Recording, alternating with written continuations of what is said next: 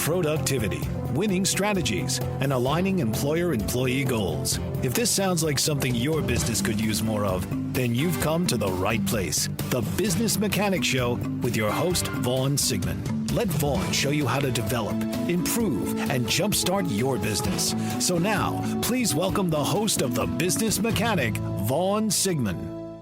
Now let's talk about how to set up, create an accountability system.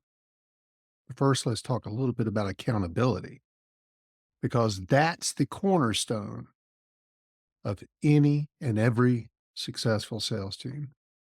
And for sales managers who are transitioning from individual contributor roles, or sales managers who are here to just continue to learn to be better leaders of their sales team, learning how to instill accountability without micromanagement, without command and control, without being overbearing, that's essential to unlocking both the personal and team success. But there's a catch, and that catch is good old human nature, because that plays a huge role in how we, you, others respond to accountability. Accountability is a really popular word in businesses, government, other places. Hold people accountable. Let's look at it like this. There's two kinds of people in the world. People who they naturally thrive when clear expectations are set and can easily step up to the plate. In fact, that may be how you're described and likely why you are now a sales manager. But managing and leading are two different things, as you well know. And during this tactic, we're going to discuss the effective results-driven leadership approach. Back to you. Individuals like you who flourish in environments where accountability is in place, or you're just much easier to lead. You are. This openness to accountability is often due to you being nurtured through thoughtful, empowering leadership approaches. This could have come from great parenting, or a great teacher, or a great boss, someone in your past who's nurtured this in you. Or you may be naturally wired that way on the DISC assessment. You may be just a high D. And for individuals like you who thrive in highly accountable cultures, it's prevalent that they don't just embrace responsibility, but they see that as a gateway to achieving more. I can be bigger, I can be better, I can get a lot more done. But on the other hand, as you well know, some individuals shy away from accountability. They fear it. They fear that it's going to expose their vulnerabilities or add unnecessary pressure. It's seen as sometimes conflict. On the other hand, some individuals shy away from accountability, fearing it will expose their vulnerabilities or maybe add unnecessary pressure, or they may be someone who has a high level of avoidance of conflict. And often accountability, and used in the improper approach, comes across as too aggressive and conflict-based. And very often, to protect themselves, these people tend to resist responsibility. They externalize what's going on. But it doesn't mean that they can't be led to a place where accountability becomes something they too embrace. And the key is how you lead them. And I say this often to folks. I'm going to say it to you right now. Not 100% of what I share with you works with 100% of the people, but it's going to work better than very often what you're doing right now. The key is how you're leading your team. And if you have underperformers, people who are resisting accountability, they keep pushing back or avoiding accountability or making a lot of excuses, you have something to do with that, if not a great deal to do with it. The sooner you embrace your accountability around holding them accountable, the sooner you're going to start turning the corner. But like you, many sales managers who are promoted from the ranks of individual sales contributors no matter how long ago. I often talk about the person transitioning from sales to sales manager. I don't care how long ago you were promoted into sales. You often face a very surprising challenge. You assume, or they assume, that their personal acceptance of accountability, the way they embrace accountability, is how everyone naturally embraces it. And this mindset is often the core of a lot of frustration. This mindset can quickly lead to a sales manager or sales manager's frustration when their team members just don't respond in the same way they do. The common question becomes, why don't they see it like I do? It's the way I always did it. Nobody ever had to tell me to do these things. That's why you're the manager, friends. And it's this disconnect is where many managers unknowingly, if you knew better, you wouldn't fall into this trap of using command and control tactics. That's very natural. And from their perspective, holding team members accountable by enforcing strict expectations. That just seems like the most logical approach. I, I can't be nice and I'm not going to respond to nice. I got to get after it. Let's talk about that some more. That may have worked very well for you or them when back in the day when they were in the trenches doing the job. However, this instinctual approach often stems from a lack of experience with a more developed leadership strategy. That's why you're here. And when a manager's only framework for accountability is based on their own high standards, their own self-driven responsibility, and they've got that default mindset that everybody just should do it the way I do it, they default to enforcing these same expectations on their team through a rigid set of controls. And those rigid controls, this higher pressure level of management, it's going to feel natural, but it leads to resistance. You can get short term results from that, but it won't be sustainable. And the worst part of that is you're breaking relationships. They're not trusting you. They're not buying into you. They're not supporting you. They're only going to be as good as how you have built a relationship with them. And although you think this all comes naturally and everybody's got it, they don't. They absolutely don't. Probably 68% of the people in the world do not embrace accountability the same way you do. That's why you're a boss now. But if you force it too hard, micromanage, tough conversations all the time, only finding ways to point out what they're doing wrong, this leads to a deep level of disengagement and underperformance. And let me tell you, their underperformance is your company's underperformance. And to add insult to injury, the lower the performance, more we step up what comes naturally to us, but we don't get a better outcome. You've been there, you know that. With managing through command and control is your fallback, your approach to some degree, more than others. Listen on if you suspect that. If command and control works so well, it was just that simple, you wouldn't be listening to this today. You wouldn't be following this course. So the truth is, and I think you likely instinctually know this, there are far more effective ways to build accountability within your sales team. Ways that don't rely on you being overly demanding or controlling. And throughout my podcast, throughout this course, we're continuing to explore more methods, nuances, best practices, vital behaviors. They're going to help you reframe how you hold your team accountable and get better results, build more confidence in yourself. And the strategies we're going to talk about today, I found they're likely very different from not only your instinctual talents, but what you're using today, what tools you're using today, what system you're using today.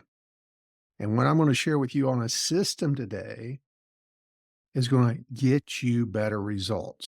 So just to keep beating this dead horse, command and control tactics or overbearing leadership style, it will backfire quickly. And maybe you don't realize where that's coming from. Being too demanding leads to disengagement, reduced motivation, and will ultimately drop your performance. And get your arms around this. Stick with me.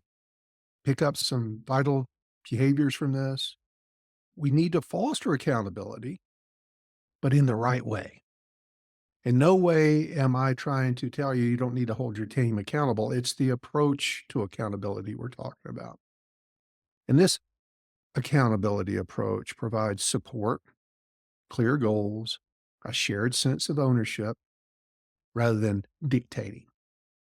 Building a successful and positive sales team isn't just about hitting those big sales numbers. It's about encouraging the right behaviors. That's scalable. That brings you long-term success, career-long success, and a lot of respect and trust and appreciation from those who are working with you. But you must understand what behaviors you're looking for that are going to create the outcomes you're looking for, as we talked previously. But you need your own behaviors around rewarding. You need your own behaviors to keep your team motivated and energized. It's all about fostering an attitude of responsibility and accountability in the proper methodology. Accountability systems. We're going to talk about the system now. By setting up an effective accountability system delivered and utilized in the right way, that means you're creating a structured environment. And like I've said previously, sales team members need to understand their box. This is what's expected. These are the standards.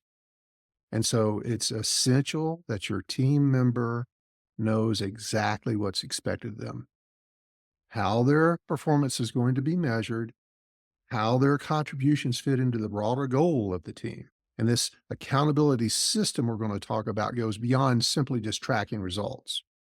One important part of it, but it's not the system.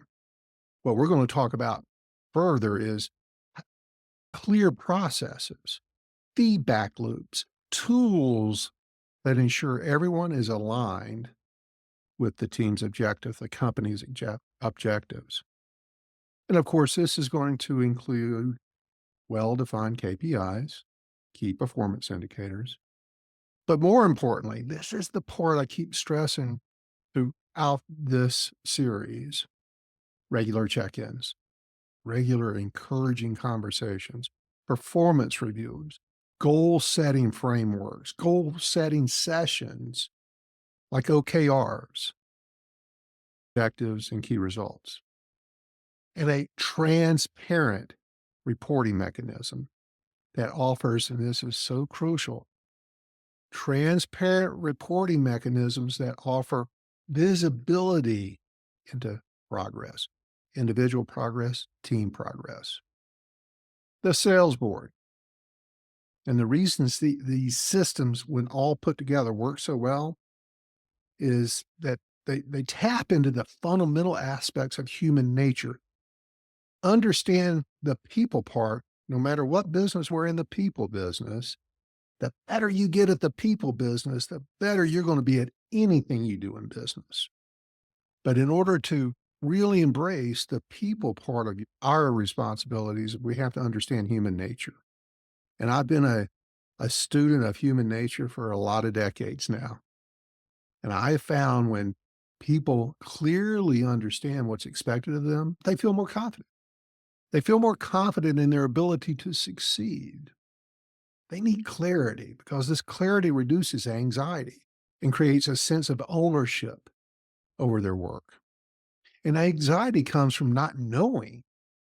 It's fear of the unknown or a catastrophic mindset when everything's crystal clear, not only what's expected, how it's going to be measured, but they have a support system that they know they can rely on.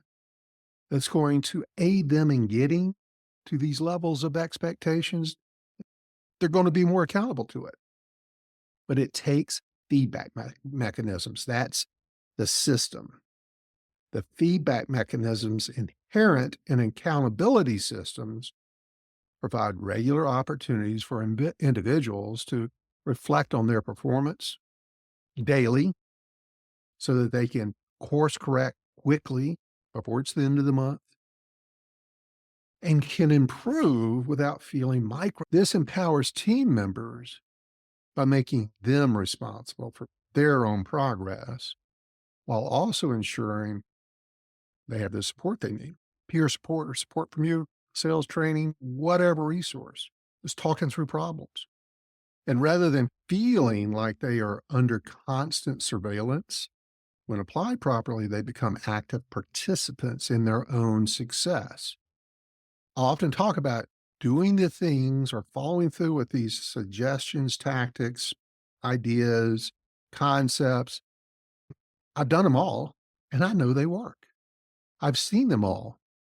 I know they work almost 100% of the time, with one caveat, as long as you got the right person in place. If you got a bad fit, none of this is going to work. Don't blame it on the system. You have to look at whether you've got the right person or people in place. As I advance through this section, we'll explore how to create this system, a system that's going to help you, support you in developing a thriving sales environment that fosters this beautiful word accountability in a positive, sustainable, scalable. When you think about creating accountability systems within a sales team, it's a strategic process that involves establishing clear structures, processes. You do have a written process, right? Everybody knows in writing what's expected of them. It's not tribal knowledge. And they've got the tools designed that support these processes, tools that are designed to foster a culture of responsibility and high performance. And you're the biggest tool. You're the most important of all the tools. These systems, when utilized properly, they're absolutely essential. You have to have them in place to ensure that every team member understands what's expected of them, their goals. They know how their performance is being measured, the behaviors required to drive how they're going to be measured. And from an accountability standpoint, we're not coddling people. They also need to be aware of the consequences failing to meet those expectations, but there also needs to be consequences for meeting those expectations. That's part of what we sometimes forget. Effective accountability systems are characterized by transparency, fairness, and most of all, consistency. Must know what you expect of them, and you have to be that way all day, every day. Once you get into this and do it right, nothing changes. It cannot be inconsistent on your part. So let's get into the system. First step. You've likely heard me say this before, but in case you haven't, set clear, measurable, achievable goals for each team member. Set clear, measurable, and achievable goals for each team member, better known as SMART goals. And let me just put a little caveat in right now. I just had this conversation with one of my own salespeople day before yesterday. We were talking about what we've learned, what works, and bosses, and how we just scratch our heads because human is amazing. But he's had some bad bosses. I've had some bad bosses. Raising a goal, thinking that's somehow going to motivate somebody to achieve more, but that goal is unachievable, unrealistic, that's never going to stretch anybody. That's never going to motivate anybody. That's going to defeat the person that you give a goal to that is unachievable. Don't fool yourself with that. That kind of motivation does not work. But your SMART goal should be aligned with the organization's broader objectives. But this is the part that many sales leaders miss. It needs to be developed collaboratively with the sales team, each sales team member, so that you ensure buy-in and commitment. It's, again, human nature. We're much more likely to do what we say we're going to do versus what we're told to do. So you just can't stand in front of someone or in front of your team and say, okay, this is everybody's goal this month. Questions? Exaggeration. You need to put what the company's goal is. Okay, how are we going to get there, y'all? How much can you do? How much can you do? How much are you bought in for? And if they've got a really strong objection to the goal, you need to listen to that. And this is when you got to put your big boy pants on, your big girl pants on, and go see the boss. Because if you put that big goal out there, and we all know, ain't no way you're never going to hit that goal unless some miracle occurs. And I don't count on miracles. So you must involve your sales team members in the goal setting process. Please do this. And as their manager, that way you can ensure that the goals are both challenging and attainable. And that's what motivates the team. The team will now take ownership of their targets because they've committed these targets to you. You haven't given it to them. Here's the big number. What can you contribute?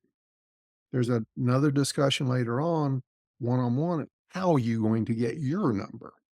What do you need to do? And that's where you need to coach, help strategize, help them paint a very clear roadmap to their goal. Count reviews, KPM reviews, coaching, training, you understanding clearly what their strengths are and how to make sure you're leveraging that to get to that goal through them, what their weaknesses or shortcomings are, how they might be able to offset that or improve on that some way. That's the strategy. And I know almost 100% of you listening to this right now are about to say, no way. What you just said, I don't have time for all these discussions.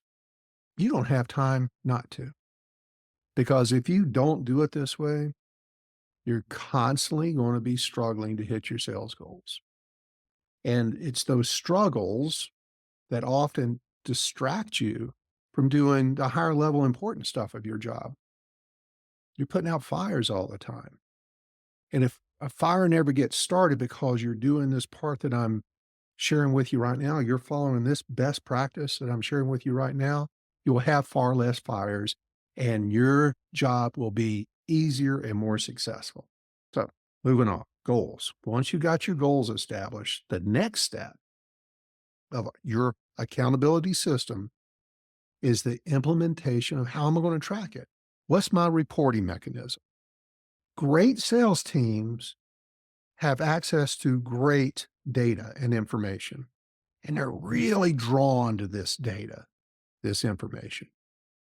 And you've got to figure out what you're going to hold them accountable to in the way of numbers, so the numbers that are created by their behaviors, their actions. And when you have the proper data, these tools enable both you as the sales manager and the team members to monitor progress in real time. And that provides opportunities for timely adjustments and interventions if someone's off track. And it happens. Every salesperson goes through a slump at some point. Catch it early, course correct. Don't wait till the end of the month to help them out. And of course, I love a sales board or a dashboard, one that is up, visible all the time. And it could be a whiteboard, it can be something off your CRM or your ERP, but it needs to be up all the time, displaying the data that's important for them to achieve their goal. Clearly visible. I love sales boards. Top level, high performing sales professionals love a sales board. Underperforming salespeople, however, don't. And you know why. So if you don't have this vital communication tool, they have to have this visual stimulant that reinforces what they're doing is working or not working. It's like going to a soccer game and not keeping score. Who's going to win that game? How long do we play? Who walks away with the trophy? It's got to keep score. That's why we love sports so much. It's the score. So you have to have a scoreboard and one that is up all the time, just like at the park, at the ballpark, the stadium, in the Coliseum, wherever you're attending this sports event, that can easily be seen all day, every day. And if you don't have it, you need to get after it and get it done like yesterday. And I'm telling you, it could be a very low cost event until you can get something better. If you don't have a CRM or an ERP that a dashboard can be built off of for display, write it on a whiteboard that lists your team members, your KPIs, their goals, and where they stand. And if you're lucky enough to have a good modern CRM or ERP that will create the dashboard for you, put it up on a big 55, 70-inch TV in the sales office. Get it up. Show it off. And it's funny, there's also a little competition that kicks in there. I've seen amazing transitions and motivation just by this one thing. Most salespeople have most successful, almost every salesperson has a competitive edge to them. This gives them that next level of fire in being competitive. And it helps you start the day, end the day. Here's how we're going to have a good day today. Did we have a good day today? And we can talk about any challenges, any key achievement, any areas for improvement. Start your day setting up these expectations, have them displayed so that at the end of the day, they know whether they had a good day or not. So communication, clear visual communication plays a pivotal role in effective accountability systems. So we've got SMART goals and we've got a scoreboard that has open and ongoing communication that ensures that expectations are clear, achievements are being recognized, and if any issues pop up, they can be dealt with promptly. And so let's talk about how we deal with things promptly. It could be a group setting, could be a group discussion. It could be a formal review meeting. It could be an informal check-in, but you need to have you need to foster a culture of transparency and continuous feedback. They must know what's expected and where they stand to that expectation. That is the pure form of accountability.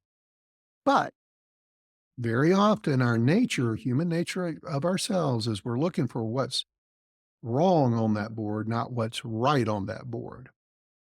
Remember in a previous discussion, we talked about you need to have somewhere around 5-to-1, 8-to-1 positive to developmental conversations with your team members. Recognition and rewards are vital components of accountability systems. And sometimes accountability is associated with something that's punitive. Can be, but don't embrace it that way. Don't allow your team to view it that way. It needs to be, and this is determined by you and your behaviors, is you need to be celebrating successes off your accountability board. Big, small, anytime you can reinforce their successes. This builds the value of accountability. It motivates the team. And when you're doing that, you're going to be continually striving for excellence. Now, I've got my goals. I'm displaying my goals and how they're performing to those goals.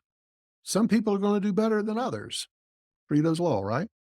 And it's that group that often can get to a next level easier than your underperformers. So we want to leverage their optimism, their confidence, their striving for exceptional outcomes. They also like status. Status is one of the most powerful drivers of human behavior. especially on a sales team. And it's this status that often influences our actions, even beyond our conscious awareness, be very subconscious. It's a key factor that as a sales leader, you need to be well aware of. It's a key factor in motivation that plays a crucial role in how they perform, how they strive for success, how they interact with you and each other. Because at the end of the day, we're all seeking recognition, even for you tough people that say, no, I don't need any of that. We all like it. Don't kid yourself. So understand the importance of status on a sales team. It's not just about being high society or having some exclusive circle. Status exists everywhere, from the boardroom to the break room. And when you can work some status into your sales team, it has a profound impact on team dynamics. And to harness this powerful motivator, know how this works so well, consider creating club level memberships based on sales performance. President's Club, Gold Club, Diamond Club. It's an exclusive club of high achievers. And it's these exclusive tiers that recognize and reward and feed this recognition need of your top performers. That's how you leverage them to give you even more. Gives them a sense of achievement and elevated status. Within the team, there's a esprit de corps within them. Having a good status program in your organization with your sales team, that not only boosts individual morale, but it fosters a healthy competitive spirit. That's what you want to tap into. And it is truly encouraging if you've got the right team members. It encourages everybody to reach a higher level of success. And you can have statuses within the status, different levels they can achieve too. Awesome. Usually doesn't cost much. It's a great strategy. Leveraging their drive, rewarding it with status that enhances both their individual well-being and the overall team's performance. It should be a central part of your accountability system, big part of your strategy. So there's two key approaches: building individual status, yay. And you can also work on, if you have multiple teams, establishing team status. So I'll talk a little bit more about individual status. This involves recognizing individual team members, their unique contributions, and weaving their past achievements into a compelling, rewarding narrative or display somehow. And yes, it's important for you to say great job. You need to be saying that all the time. But with this status on an individual basis, you elevate their role with metaphors that resonate. For example, instead of simply acknowledging a team member's versatility, you might say, you're this team's Swiss Army knife, which highlights maybe their ability and all the things they do to help each other out. And how important that is. That shifts from mere recognition to status. That makes your team member hey, you're my Swiss Army knife. I'm so glad you're with me. We could not achieve what we achieved without you.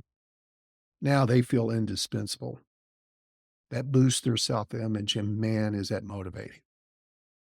And in a sales team, assigning metaphorical roles based on well-known archetypes can help each person's contribution clear and vital to the overall team success. For example, you might tell your sales development reps, SDRs, you're the scouts. You're the ones finding the new opportunities and identifying the leads. We depend on your insights, your knowledge, your conversations to know where to strike next. Think about that. If you've got account executives, you could say, you're the closers.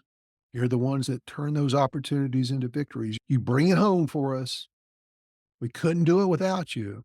You seal the deals. You're all part of this growth. Thank God we have you. Put it into metaphors. This helps clarify the role, It enhances trust, collaboration within the team. And everybody is getting rewarded for their piece of the responsibilities. They will be more accountable. So by focusing on individuals' unique contributions rather than just overall results, you will guarantee boost morale and engagement. And it's okay. Please don't ever think that withholding recognition motivates somebody. It doesn't.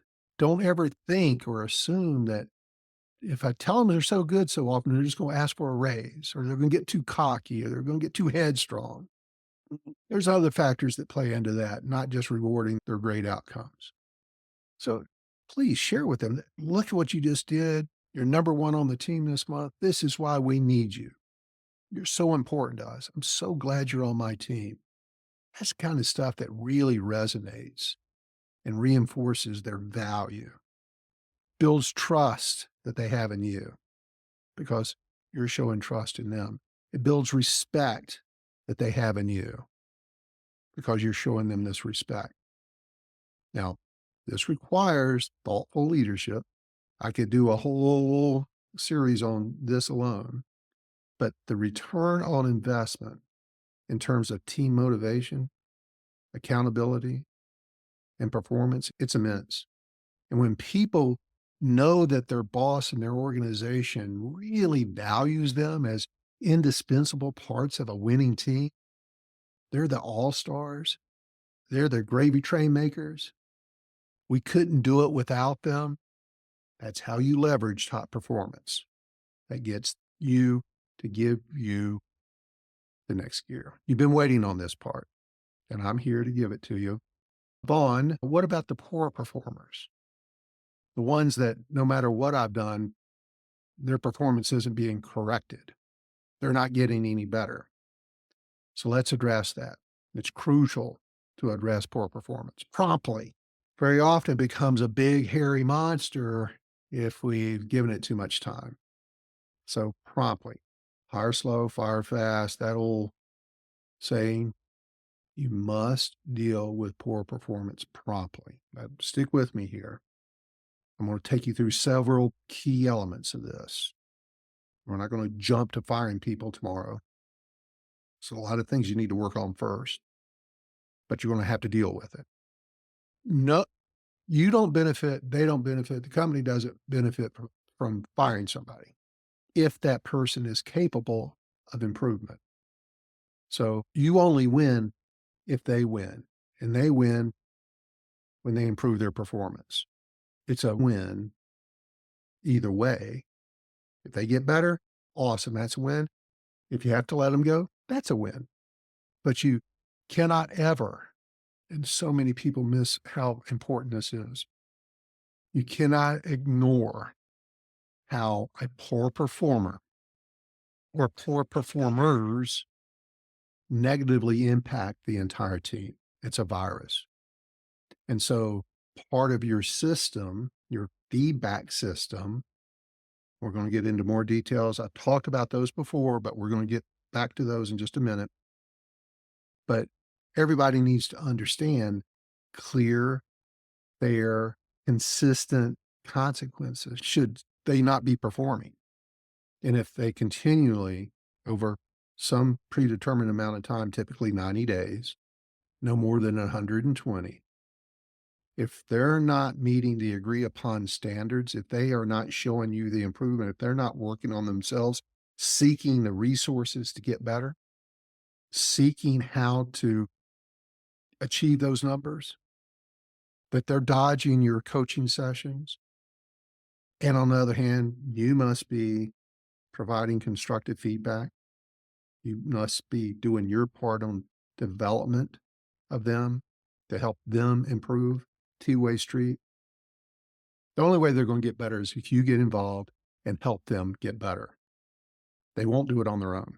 You're the boss, you're the leader. Step up, coach them.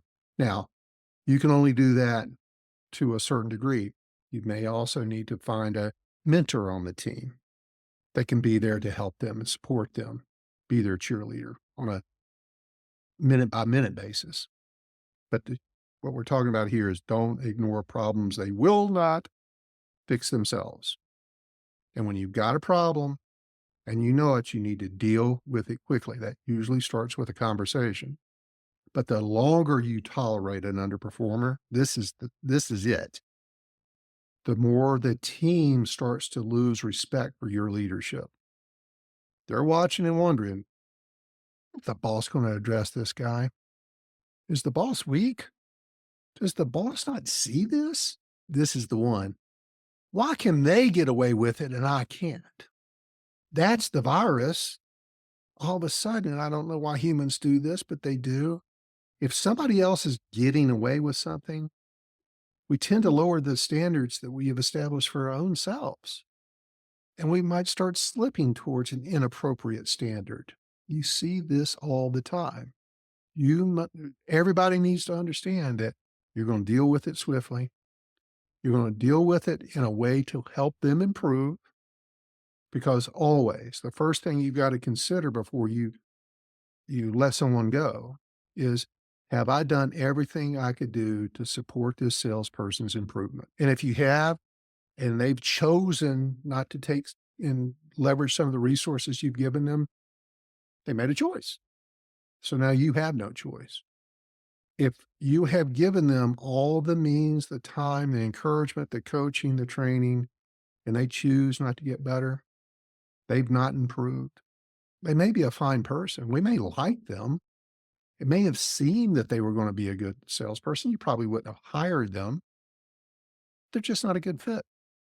Sometimes sales roles change. Sometimes some of our uh, more tenured salespeople can't change with what the industry or the company's doing, and that's unfortunate. They can change. They're choosing not to. They absolutely can. That is not impossible. It is possible. They must be willing to make the change. Again, they're making a choice. Or you may have hired somebody that started out really well and have trailed off. And you've given them the coaching, the resource to get them back on track. It ain't happening. Got to move on. As much as you hate to hire someone new and you've been firm, fair, consistent, it's a tough decision, but you're going to have to move on because your team requires it. Your company requires it. A significant percentage of all salespeople, industry agnostic, everybody that's got the title of salesperson, business development, whatever it is, estimates are as high as 60, 70% that of all the population of the people in our world, 60 to 70% are underperforming. Some are outright failing. And the problem is they don't know it. That's where your communication comes in. That's where your consistency, your board, your visuals, your discussions, your standards, your goals, because, and this is absolutely, you can go Google me on this, 60 to 70% of all sales people are underperforming or failing today, right now. And most don't know it because their leadership isn't there to support them, be transparent with them, let them know where they stand. They probably are lacking a lot of the things in this system we've talked about today. It all stems from either it was a poor fit, it was a bad decision on a hire. We've got to get through that quickly. Hopefully you got a 90-day probationary period. Don't let them get to day 91 if in day 30 they weren't showing you they were going to be able to do the job. Been very rare in all my years. I've seen somebody that was really struggling in 30 days that was great at day 91. It's generally alarm needs to go off that, well, I've got to work on this. I've got a problem, but I also need to start recruiting again. Whole lot easier to move this person off your team if I've already got a pipeline or have identified somebody to come on to my team so that there's not a big gap. But as my friend says, I'd rather have a hole than an asshole. But let's get back to these 60 to 70% of underperformers. That often stems from a lack of clear communication from their managers, from their organization about their performance. And If there's not that communication, there's likely insufficient coaching or there's insufficient support. It all takes on the same theme in an organization has underperformers. There's a key element that we've been talking about throughout this series that is missing. But the most important one we're talking about right now, and I've talked about it a lot, is you as their leader need to be having candid conversations around expectations and results. You need to provide them with what they need to be successful. But you're going to need to make sure you're having daily, weekly, monthly performance reviews. Because if you don't, as soon as you allow it to go on for several days, that now becomes the standard. It becomes normalized. Without you saying something, you were approving it. Human nature. You just said it's okay to not do what's expected. Now, if they don't know what's expected, that's a whole nother deal. But if, let's say you've done a really good job of setting expectations, setting goals, you've given them the training that they need, they've got the support, and you're still not giving them communication that they're coming up short, you just approved it. Because no news is good news. If nobody's saying anything to me, must be doing fine. But your other team members know it ain't fine. So when you have this outlier, you're going to have to deal with it quickly. One, because you can't have an underperformer damaging your customer relationships, pulling your numbers down. But the most important is I can't affect the rest of my team. Never lose sight of how an underperformer affects the rest of your team. It's very negative. They're very intolerant, and you don't want to lose that relationship or that respect they have for you because that's what goes. It's essential. Address these poor performers quickly, please. Don't want to affect your credibility. That's what's at stake. It's almost as important that the long-term part of the damage of this underperformer in sales numerically can be contained in a very short period. The erosion of your credibility and respect, that's very long-term and very hard to overcome. It's eroded.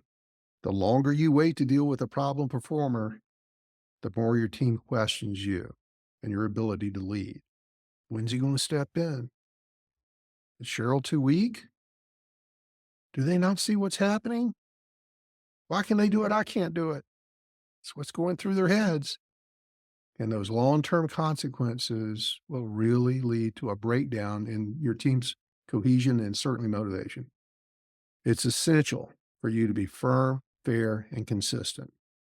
That needs to be your middle name, especially when it comes to handling performance issues. And let's face it, that's got to be 75% of your job is managing performance. And hopefully you've got way more people who are doing very well in their performance, and you're driving to get to the next level through all the things I've shared with you. That's what's going to preserve the respect and trust that people have with you. And when somebody's coming up short, you take care of it. They know that you mean business. And I haven't said this, but I guess I'm going to go ahead and say this now. It sends a message that everybody's accountable when you don't tolerate it and you get somebody moved on. There's a better place for them someplace that's not at your team. But when they see that as your accountability method that sends the right message, don't perform, you're not going to work here.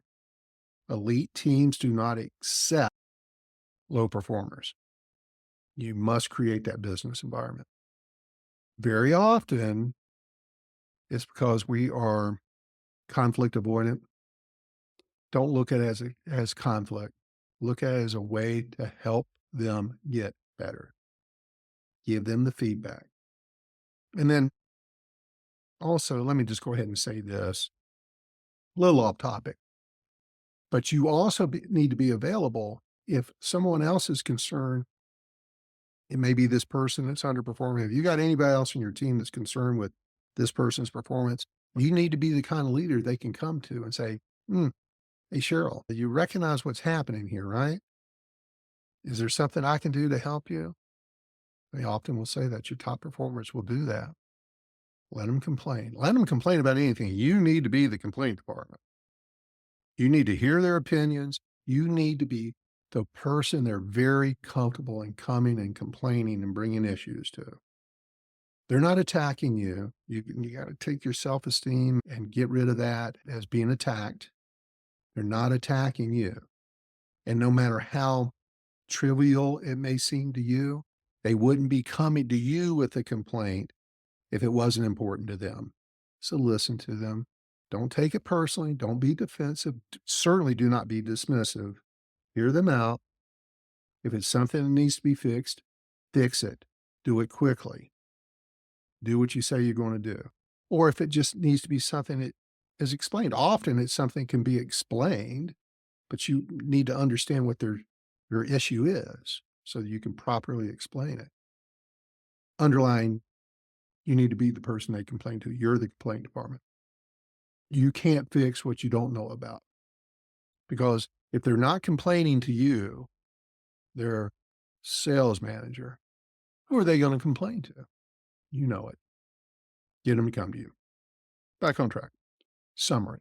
Summary of the accountability system within your sales team. Clear goals, a robust tracking system, a robust feedback, frequent, consistent feedback system, maintaining open communications, making sure you're recognizing their achievements. And that's it. That's your system.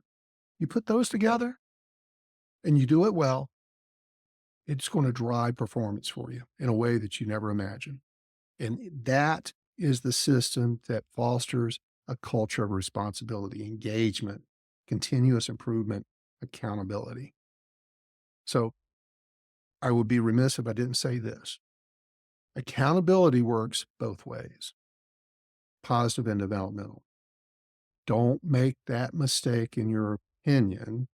Recognition plays a crucial role in reinforcing responsibilities, accountability, but don't leave out the celebrations.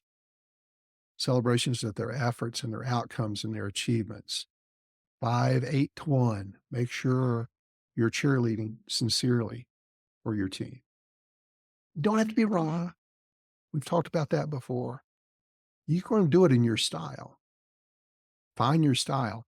Let it loose. That's what's motivational. That's what drives accountability. People are much more likely to do what they get rewarded for. I've talked about various recognition programs throughout this series, but personalized acknowledgement, team acknowledgement, sometimes people like public recognition. Sometimes it's much more valuable to get it in private from you. Recognition does not have to be monetary. It does not. It could be words. It could be a certificate. It could be a letter. It could be a postcard. We've talked about that before. But some people don't want to be rewarded in public. I have no idea why. But if they don't, respect that.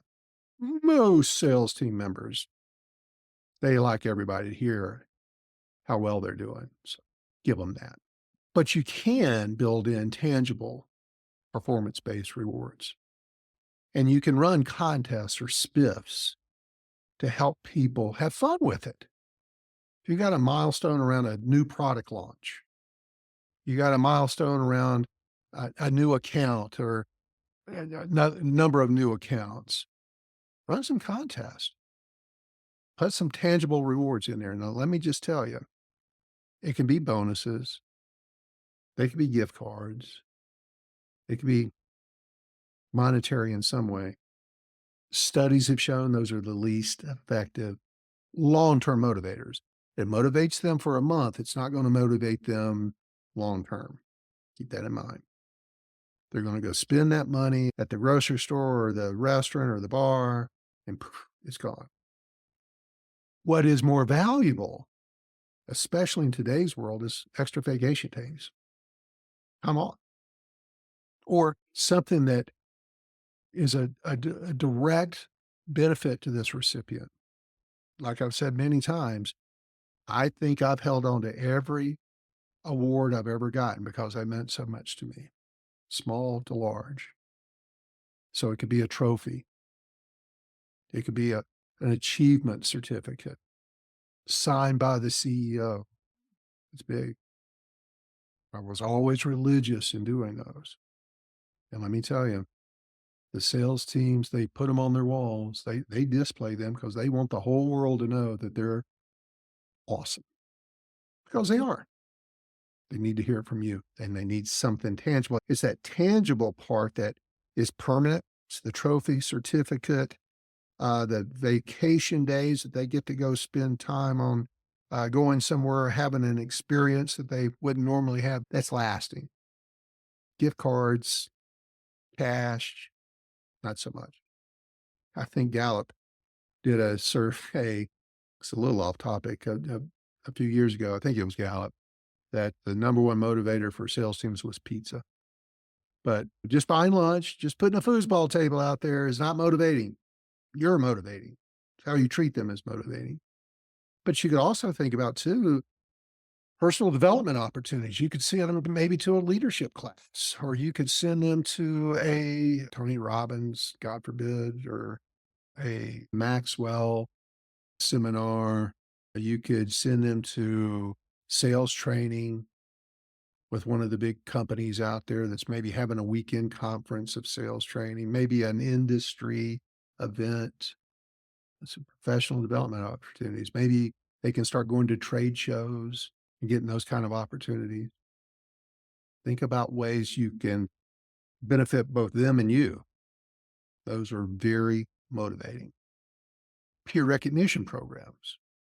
A lot of companies, most companies don't do this, but the companies that do and are consistent, they've sustained these programs, it really becomes very important to the team dynamics.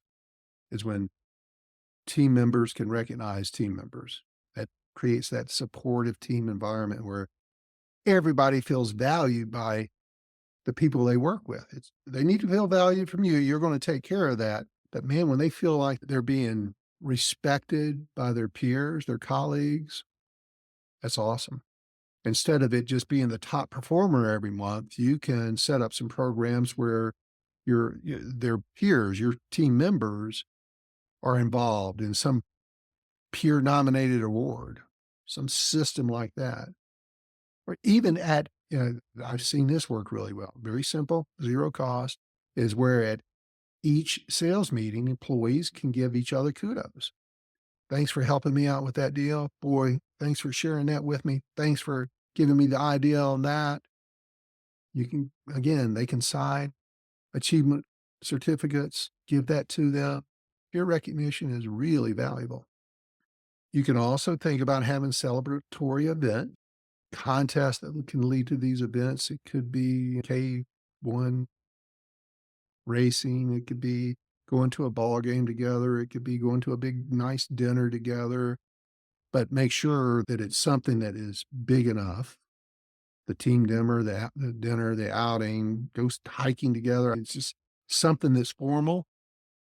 You sometimes run into in certain team dynamics, and I hope you don't have this team dynamic where there's certain members that don't want to go to team events. That can be sticky sometimes. So be prepared for that.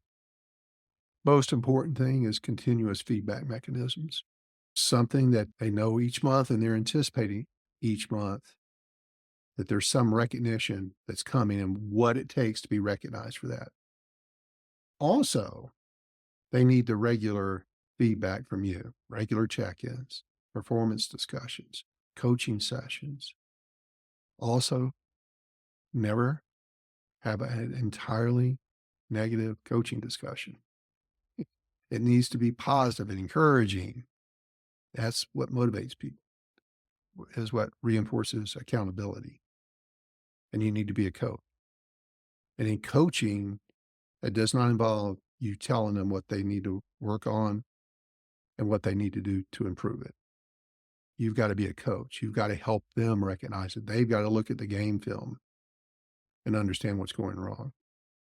And they need to tell you what they need to do to get better. Don't fall into that trap. Whatever your recognition, the verbal, the team, the certificates, the trophy, whatever you choose to do, once you do it, You're married to that for life. You can't stop it. When you stop it, you're lowering your accountability. You're accountable for the recognition program. And it doesn't have to be one. It could be a mix of all of these, but you can't overdo it. Okay. Any kind of incentive program. Don't overcomplicate those. I love spiffs, monthly contests. Make sure it's something that's going to improve your business. It's going to cost you a little money. It needs to be enough that it is worth their while. More incentives generally directly equate to more sales and improved performance. Don't be cheap. If you have to be cheap, don't do this one. If you can't drop a grand, 500,000 or 500,000, $500 to $1,000, that's meaningful. Just don't do it. That's fine. I'm giving you others. I'm going to start wrapping this deal up. The foundational best practice for incentive programs. One, define clear objectives, ones that are achievable. They need to, and make sure they're very clearly displayed and visible so that they know what a good pay looks like. And while increasing sales, these goals, these incentive programs, it's also got to be tied in with valuable behaviors. Then you need to have as part of your discussion and in introducing these incentive programs is what are the behaviors that are going to create the wins? Not just the number. What do you need to do? What are the phone calls? What are the emails? What's the presentations? What are the meetings? What are the behaviors that are going to make those successful? So keep that in mind. It's always has to be measurable. Preferably, you'll be able to measure it every day as it accumulates. But these measurables, it could be meetings set, it could be presentations made, it could be close rate, it could be a variety of things, but they need to be tied directly to the desired outcome. So it's behaviors create outcomes, not just the outcome. Discuss the behaviors so that they all know what they need to do. So it's smart, specific, measurable, achievable, and time bound. Time bound. How long? For instance, let me just, in case this confusing, be sales target, customer retention rates, presentations made, new product sales. Just be really transparent in how this criteria is going to be measured. And then making sure you're choosing the appropriate incentives, what's going to be meaningful. Monetary is less effective and experiential or tangible.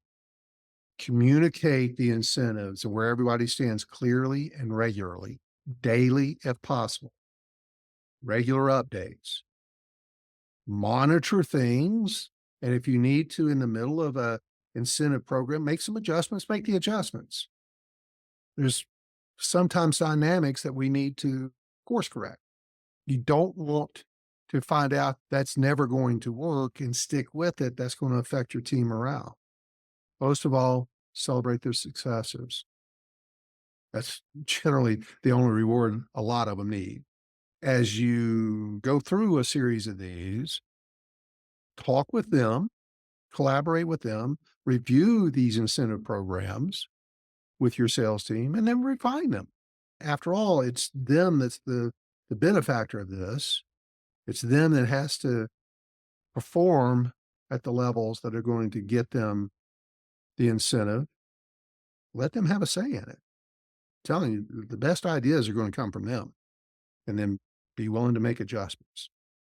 So wrapping all of this up, prominently reward, responsibility, and accountability wherever you find it. Don't make accountability a punitive word. Be firm, fair, consistent. Reward people who are showing the responsibility, showing the accountability in words, intangible awards. You'll create a mindset of responsibility and accountability that inspires people that way. It's also sustainable. But underlying all this, you you must identify the key behaviors that are going to get the results we're looking for. You have to have the conversation so that they understand what they need to do. They must take ownership of it. If you tell them what to do and how to do it, there's less ownership. They need to tell you. That's the keto flip. And celebrate the outcomes of this accountability.